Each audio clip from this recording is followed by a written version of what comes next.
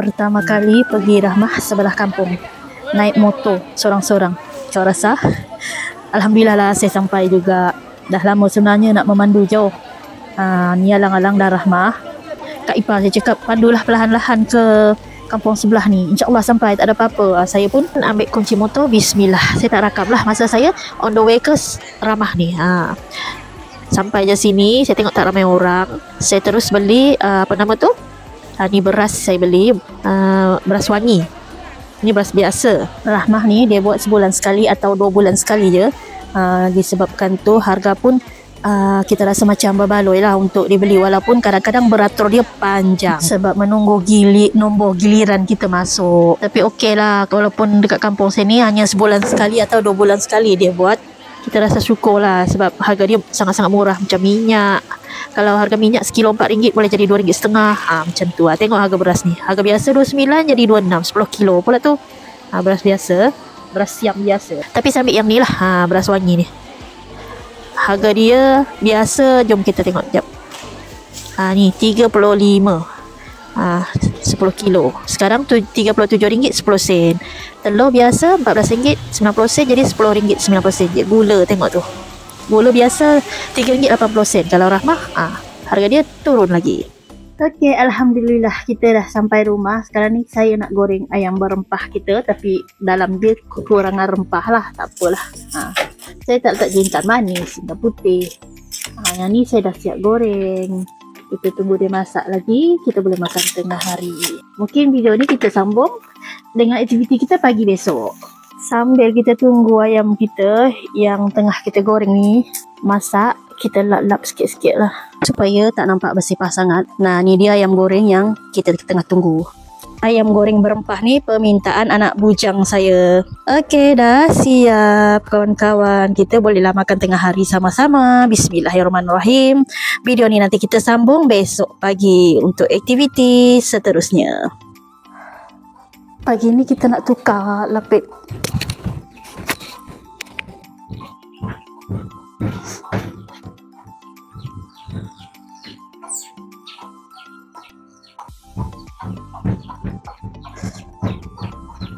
Pagi ni kita tukar lapik ni, tilam.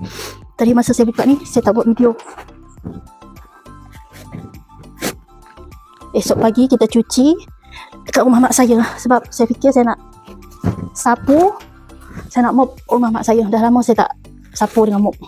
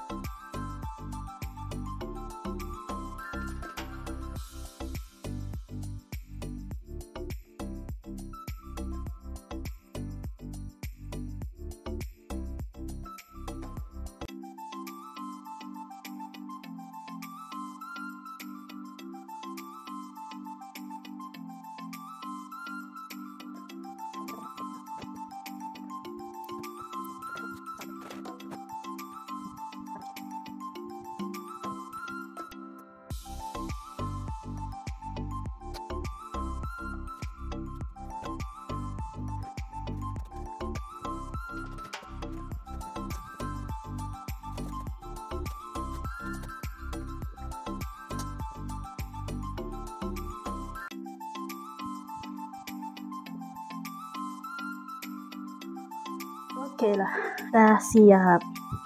Ni yang tu, yang besar, tilam besar kita dah tukar tu. Pebantal dia tadi kita jemur. Dah lama kita tak jemur bantal. Hari ni kita jemur dia.